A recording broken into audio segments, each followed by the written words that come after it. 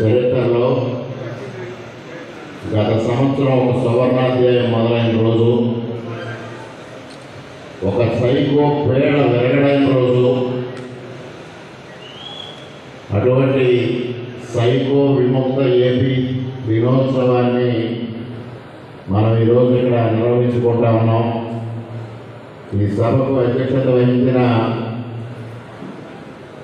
Telugu Desam party యువనేత చిరంజీవి మనోజ్కి, వేదిక పైన ఉన్న కూటమి పెద్దలు, వేదిక ముందున్న కూటమి కుటుంబ సభ్యులు, మీడియా మిత్రులు అందరికీ పేరు పేరున నా హృదయపూర్వక నమస్కారాలు. మరి గత సంవత్సరం ఇదే రోజున ఆంధ్రప్రదేశ్ ప్రజానీకం చారిత్రాత్మకమైన తీర్పిచ్చి ఒక సైకోని ఇంటికి సాగనంపడంలో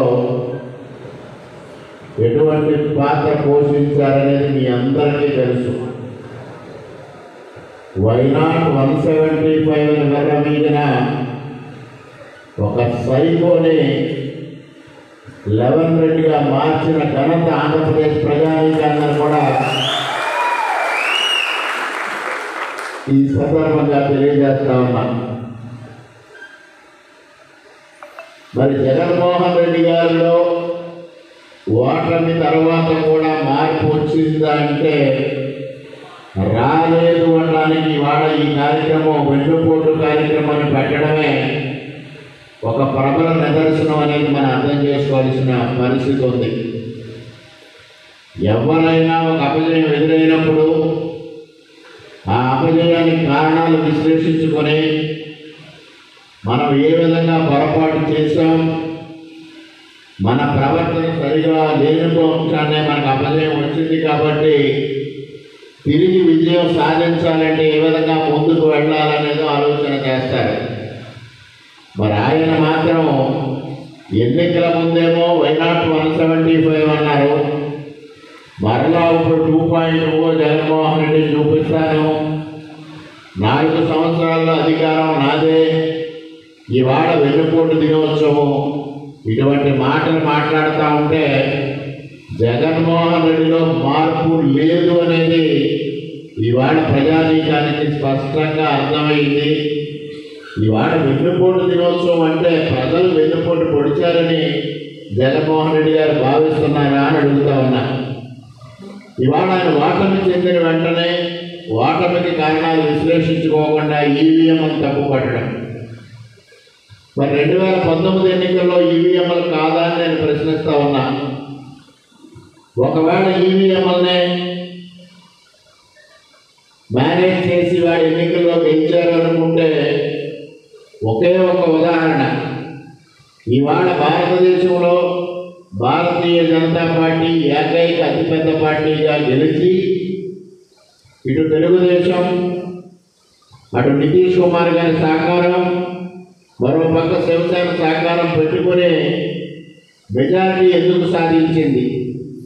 ఈవీఎంలు మేనేజ్ చేసినట్లయితే భారతీయ జనతా పార్టీ ఏకైక పెద్ద పార్టీగా కాదు, మెజారిటీ స్థానాలు తీసుకుని ఇవాళ సొంతంగానే ప్రభుత్వాన్ని ఏర్పాటు చేసి ఉండేది కదా అనే ప్రశ్న జగన్మోహన్ రెడ్డి గారిని ఈ సందర్భంగా నేను అడుగుతా ఉన్నా, సమాధానం చెప్పాల్సిందిగా డిమాండ్ చేస్తా ఉన్నా. నీ పొరపాటు, నీ అరాచక పాలన, నీ అవినీతి పాలన, నీ అసమర్థత పాలన వల్ల ప్రజలు తీవ్రమైన ఇబ్బందులకు గురై ఇటువంటి సైకోని ఉంచకూడదు ఆంధ్రప్రదేశ్ రాష్ట్రంలో అని సాగనంపిన సంగతిని ఇవాళ కూడా గుర్తుంచుకోవాల్సిన అవసరం ఉంది. ఇవాళ వెన్నుపోటు అనే దానికి పేటెంట్ హక్కుదారు ఎవరైనా ఉన్నారు అంటే అది ఏకైక వ్యక్తి జగన్మోహన్ రెడ్డి మాత్రమే. ఎన్నికల్లో తల్లిని చెల్లిని వాడుకొని ఎన్నికలైన తర్వాత తల్లిని చెల్లిని సాగనంపిన, వెన్నుపోటు పొడిచి సాగనంపిన వ్యక్తి జగన్మోహన్ రెడ్డిని సందర్భంగా తెలియజేస్తా ఉన్నా. అదేవిధంగా బాబాయిని గొడ్డలిపోటు గురి చేసి అసలు రక్త సంబంధాలకు అర్థమే లేకుండా రక్త సంబంధాలకు వెన్నుపోటు పొడిచిన వ్యక్తి ఇవాళ జగన్మోహన్ రెడ్డి. అదేవిధంగా ఆంధ్రప్రదేశ్ ప్రజానీకానికి పన్ను పోట్లు గురి చేసి దాదాపు 12 లక్షల కోట్ల రూపాయలు అప్పులు మిగిల్చి ఇవాళ ఆంధ్రప్రదేశ్ రాష్ట్రాన్ని పన్నుపోటు గురి చేసిన వ్యక్తి జగన్మోహన్ రెడ్డి. విమర్శించేది అనే సందర్భంగా తెలియజేస్తా ఉన్నా. ఇవాళ రేపు రాబోయే ఎన్నికల్లో గెలవాలి. ఆ ఎన్నికల కోసం ఇవాళ నుంచి కుయుక్తులు పడడం మొదలుపెట్టారు. కొండయ్య గారు చెప్పారు, జనసేన పార్టీ నాయకులు మనలో మనకు విభేదాలు సృష్టించడం కోసం, మనలో మనల్ని తీర్చులాడుకునే విధంగా చేయడం కోసం కుయుక్తులు పడుతారు అని రాష్ట్ర వ్యాప్తంగా కూడా లేనిపోని అపవాదులు సృష్టించడం కోసం ఇటు జనసేన, భారతీయ జనతా పార్టీ, తెలుగుదేశం పార్టీ మధ్యలో తీర్చులాటలు సృష్టించడం కోసం ప్రయత్నాలు చేస్తాం జరుగుతూ ఉంది. ఇవాళ అనేక కార్యక్రమాల్లో అనేక అవినీతి అనకొండలు జైలుకి వెళ్తూ ఉన్నాయి. ఇక అసలు అనకొండ ఇప్పుడు తొందరలోనే జైలుకి వెళ్ళే రోజు కూడా దగ్గరలోనే ఉందని సందర్భంగా తెలియజేస్తా ఉన్నాం. ఇటీవల కాలంలో తాను జైలుకి వెళ్తే పార్టీ నడిపించేది ఎవరు అని కూడా ఒక చర్చ ముఖ్యుల దగ్గర చేసుకోవడం జరిగింది. ఎవరు ఉంటారు, ఎవరు ఉండరు, తల్లి చెల్లి వెళ్ళిపోయి ఎక్కడికో. భారతి గారిపై ఉన్న పరిస్థితి ఏమిటో అందరికీ తెలుసు. ఇంకెవరు ఉన్నారు, ముట్టే అవినాష్ రెడ్డి ఉంటాడు. అంతకుమించి ఎవరో దొరకని పరిస్థితి. ఇవాళ ముఖ్యులందరూ దూరం అయిపోతున్న పరిస్థితి. ఈ పరిస్థితుల నుంచి తప్పించుకోవడం కోసం రేపు ఎన్నికల్లో గెలుస్తున్నామన్న భరోసా సృష్టిస్తే కనీసం స్థానికంగా ఉన్న క్యాడర్ అయినా నిలబడుతుందనే ఒక దూరాలోచనతో ఇటువంటి అపవాదులు సృష్టించడం జరుగుతూ ఉంది. ఇలాగేదైనా వాళ్ళ ఇంటి గుట్లు చెప్తే ఇక్కడ మన తెంగరగంగారెడ్డి గారు అడుగుతారు, నీకెలా తెలిసింది, నువ్వు అక్కడైనా బాత్రూములు కడుగుతూ ఉన్నావా అని అడిగారు. నాకు ఇటీవల కాలంలో నేను పదే బాత్రూములు అంటుంటే ఏంటో అర్థం కాల. నేను ఆయన పట్ల జగన్మోహన్ రెడ్డి గారు ఏ విధంగా వ్యవహరిస్తున్నారనే విషయం చెప్తే, నువ్వేమన్నా జగన్మోహన్ రెడ్డిలో బాత్రూములు కడుగుతున్నావా అన్నారు. ఈనాడు పేపర్ ఆయనకి వ్యతిరేకంగా ఏదో వార్త రాస్తే సటైరికల్గా బాగుందని ఎవరో స్క్రిప్ట్ రాసిస్తే ఈనాడు పేపర్ టాయిలెట్ పేపర్కి ఎక్కువ, టిష్యూ పేపర్కి తక్కువ అన్నాడు. నాకు అర్థం కాల. ఈ ప్రతిసారి బాత్రూముల విషయం మాట్లాడుతూ ఉన్నారు, ఇది అంత మక్కువ ఏంటా అని. మొన్న అన్నపతిలో అన్నా క్యాంటీన్లో శంకుస్థాపన చేయడానికి వెళ్ళాం. వెళితే అక్కడ ఐటీసీ వాళ్ళ సౌజన్యంతో టాయిలెట్స్ పెట్టారు. అసలు టాయిలెట్స్ ప్రారంభోత్సవం అనేదే అసహ్యకరమైన విషయం. పోనీ చేసేయడానికి ఏదో సరదా ప్రారంభోత్సవాలు అంటే వీధి లైట్లు ప్రారంభోత్సవం చేస్తాడు, చేతి పంపులు ప్రారంభోత్సవం చేస్తాడు కాబట్టి టాయిలెట్ కూడా చేసేవాలనుకున్నాం. అక్కడ పెద్ద అక్షరాలు ప్రారంభకులు డాక్టర్ సత్యసూర్యనారాయణ రెడ్డి శాసనసభ్యులు అని. అప్పుడు అర్థమైంది, టాయిలెట్స్ అంటే ఎక్కడో ఏదో ఇంట్రెస్ట్ ఉంది దీనికి, ఆ ఇంట్రెస్ట్ నాకు చూపించుకుంటా ఉన్నాను అనుకున్నా. ఈ టాయిలెట్స్ కడగడం గడువేంటా అనుకుంటే పాపం వారి ఇళ్ళకి జాగ్రత్త ఎక్కువ, ఖర్చు ఎక్కువ మనపురం. అందుకోసం మరి ఇంట్లో ఆ కార్యక్రమం ఇన్ఛార్జ్ చేస్తున్నారేమో అనిపించింది నాకు. తను చేసే పని ఎదరవాడిపై నెప్పి ఈ విధంగా మాట్లాడి ఆయన ఇగోని ఆయన సాటిస్ఫై చేసుకుంటున్నారేమో అని ఆ రోజు అర్థమైంది. అప్పుడే ఒక అధికారి అన్నారు, ఈ విధంగా ప్రారంభంలోనే పెద్ద అక్షరాలు పెట్టుకోవడం విరుద్ధం, దీన్ని తీయించేస్తామని. మిగిలిన ఎక్కడైనా తీయించేయండి, కానీ ఆయనకు అత్యంత ఇష్టమైన ప్రదేశం ఈ టాయిలెట్ దగ్గర పేరు మాత్రం తీయించొద్దు అని కూడా నేను చెప్పడం జరిగింది. అందువల్ల మరి ఆయనకి తెలియదు, అనేక సందర్భాల్లో అనేక మంది నాయకులు అనేక చోట్ల మాట్లాడుతూ ఉంటారు. అన్ని వ్యవహారాలు అందరికీ తెలుస్తూ ఉంటాయి. ఈయన 4 గోడలకే పరిమితమైన వ్యక్తి కాబట్టి ఈయనకి ఏ విషయాలు తెలుసుకోవాలంటే ఏదో అనుకుంటారు. ఆ విధంగా జగన్మోహన్ రెడ్డి గారి పరిస్థితి భవిష్యత్తు అగమ్య గోచరంగా తయారవుతూ ఉంది. అటువంటి నేపథ్యంలో ఇవాళ మనం కూటమి బలం పుంజుకోవాల్సిన అవసరం ఉంది. ఇవాళ మనం 164 స్థానాలు సాధించాం, 52% ఓట్ల శాతం సాధించాం, 94 స్ట్రైక్ రేట్తో 94% స్ట్రైక్ రేట్తో విజయం సాధించామని మనం గర్వపడడానికి లేదు. ప్రజలు ఏ విధంగా ఎప్పుడు ఎలా రియాక్ట్ అవుతారనేది 2019కి 2024కి మనం వ్యత్యాసం చూసాం. ఎప్పుడైనా సరే ఒక నియంత పరిపాలన, ఒక అరాచక పరిపాలనని ప్రజలు ఒప్పుకోవడం అనేది మన 2024 ఎన్నికల్లో ప్రజలు చూపించారు. నాకు ఇటీవల కాలంలో ఒక మీడియా యాజమాన్యంతో సమావేశమైన సందర్భంలో ఆయన చెప్పారు, సీట్లు సెలక్షన్లో కొంత ఇబ్బంది వచ్చింది, కానీ లేకపోతే జగన్మోహన్ రెడ్డికి 3 స్థానాలు మాత్రమే వచ్చాయి, 11 కూడా రావు అని చెప్పారు. అంత వ్యతిరేకత కూడగట్టుకొని ఇవాళ ఎక్కడైతే మనం కూటమి సరిగా అభ్యర్థుల్ని కొన్ని చోట్ల నిలపలేకపోవడం వల్ల అదనంగా 8 స్థానాలు వచ్చినాయి. రేపు స్థానిక సంస్థల ఎన్నికల్లో మనం ఆ పొరపాటు చేయకూడదు. ప్రతి చోట ఎవరు బలమైన అభ్యర్థులు, ఎవరికి గెలుపు అవకాశాలు ఉన్నాయో వారిని మాత్రమే మనం బలపరుస్తూ అభ్యర్థులుగా నిలిపి పెద్ద ఎత్తున స్థానిక సంస్థలను మనం కైవసం చేసుకోవాల్సిన అవసరం ఉంది.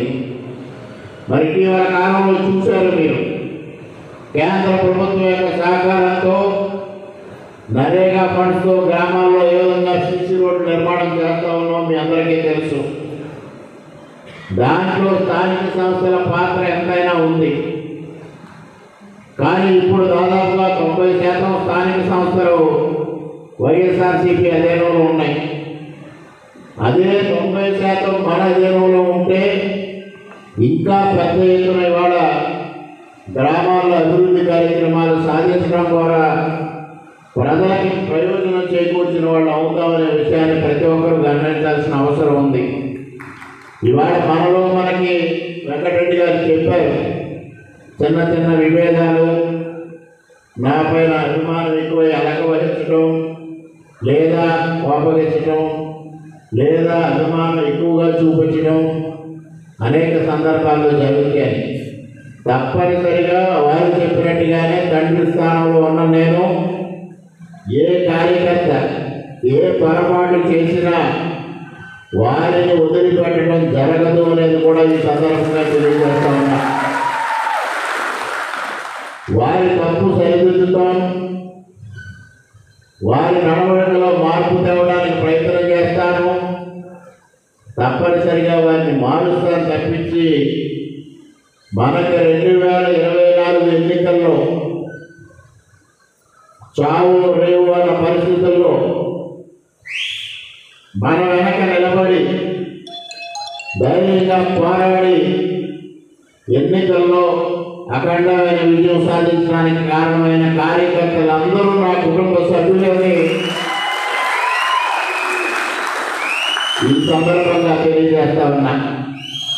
అదేవిధంగా వెంకటరెడ్డి గారు మరొక సూచన చేశారు, ఈ కుటుంబ సభ్యుల సంఖ్య తగ్గకూడదు, పెరగాలి అని వారు సూచన చేశారు. తప్పనిసరిగా ఆ సూచన కూడా ఆమోదయోగ్యమే. కానీ మనం కుటుంబంలోకి తెచ్చుకునే వ్యక్తి ఒక కోడలు తెచ్చుకున్నా, ఒక అల్లుడు తెచ్చుకున్నా వారి గుణగణాన్ని పరిశీలించి వారి యోగ్యులైతేనే మనం ఆహ్వానిస్తాం. అదేవిధంగా ఇవాళ మనం కూడా కొంతమందిని ఆహ్వానించి గ్రామాల్లో వైఎస్ఆర్సీపీ ఉనికి లేకుండా చేయాల్సిన బాధ్యత మీ అందరిపైన ఉందని కూడా ఈ సందర్భంగా తెలియజేస్తా ఉన్నా. ఈ సంవత్సర కాలంగా అనేక మంది ఆసక్తి చూపిస్తూ ఉన్నారు మనలోకి రావడానికి. మొన్నే మనం ఎక్కువ మండలంలో ఆపరేషన్ చాణక్య కంప్లీట్ చేశాం. మండల పరిషత్ అధ్యక్ష పదవి భారతీయ జనతా పార్టీ కైవసం చేసుకుంది. అప్పటికి మూడుగుడికి అర్థం కాదు ఏం జరుగుతుందో. అర్థం కాకుండా ఏదో పోరాట యోధులంటూ మొదలైంది. ఈ మధ్యకాలంలో ఎన్నికల ముందు, ఎన్నికలు జరిగిన తర్వాత పోలింగ్కి కౌంటింగ్కి మధ్యలో ఒక నాయకుడు ఒక్కొక్కదప్పుడు ఉపన్యాసం ఇవ్వడం జరిగింది. ఎన్నికల్లో మనమే గెలుస్తున్నాం, వైఎస్ఆర్సీపీఏ, భారతీయ జనతా పార్టీ ఎంపీ అభ్యర్థి పురంధరేశ్వరి గారు రామకృష్ణారెడ్డికి 5 కోట్లు ఎన్నికల ఫండ్ ఇస్తే దాన్ని మిస్యూజ్ చేశారు. దాన్ని తెలుసుకోవడానికి జూన్ 5వ తేదీన రామకృష్ణారెడ్డి ఇంటికి పురంధరేశ్వరి గారు వస్తున్నారు అంటూ వారు చెప్పడం జరిగింది. ఈ 5 కోట్లు ఎక్కడి నుంచి వచ్చింది? పురంధరేశ్వరి గారు నాకు పంపించిన సంగతి నాకు తెలియకుండా ఈ నాయకుడికి ఎలా తెలిసింది అని నేను అనుకుని, సరే జూన్ 4లో మనం గెలిచాం, జూన్ 5వ తారీఖున పురంధరేశ్వరి గారు ఏమి రాలా. తర్వాత ఇటీవల కాలంలో రామపురం గ్రామంలో ఎంపీటీసీలు, కొంతమంది వార్డు సభ్యులు చేసిన సందర్భంగా నేను ఆ నాయకుడిని ఒక ప్రశ్న వేశాను. ఈ 5 కోట్లు నాకు వివరాలు చెప్పండి. ఈ 5 కోట్లకి జరిగిన 10 నెలలకి వడ్డీతో సహా నాకు చెల్లించి ఏర్పాటు చేస్తే ఆ సొమ్ము నాకైనా చెందాలి, పురంధరేశ్వరి గారికైనా చెందాలి, మధ్యలో మీకు కాదు అని అడిగాను.